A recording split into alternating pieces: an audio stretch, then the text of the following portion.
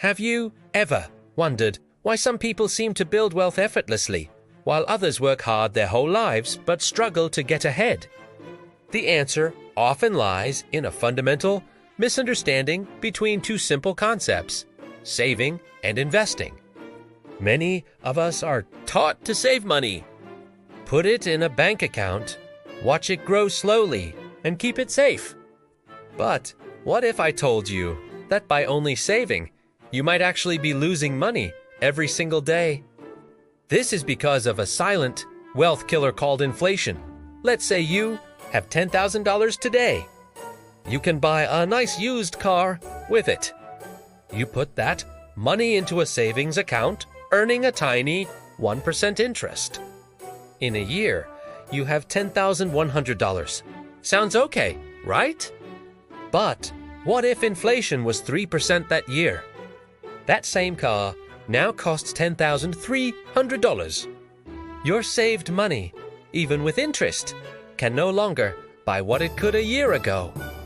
You've lost purchasing power. This is the harsh reality of just saving. Your money is like a block of ice on a warm day, slowly but surely melting away. This brings us to another key idea: opportunity cost. Every dollar you keep in a low-interest savings account is a dollar that could have been working for you elsewhere. Imagine that instead of putting $10,000 in the bank, you invested it in a broad market index fund that historically averages around 10% per year. In 1 year, your $10,000 could become $11,000. You haven't just beaten inflation. You've created real wealth. The opportunity you missed by keeping your money safe in the bank was $900. That's the cost of inaction. Now, let's talk about the most powerful force in finance: compounding. Albert Einstein supposedly called it the eighth wonder of the world. Here's why. Let's go back to our $10,000 investment earning 10%. After year 1, you have $11,000. In year 2, you don't earn interest on just your original $10,000. You earn it on the full $11,000. So, you make $1,100, bringing your total to $12,100. The year after that, it's $13,310. Your money starts making money, and then that money starts making its own money. Let's fast forward. After 30 years, that initial $10,000, without you adding another penny, could grow to over $174,000. Compare that to the savings account. After 30 years at 1%, your $10,000 would only be about $13,500. The difference is staggering. This is the mathematical engine that drives wealth creation.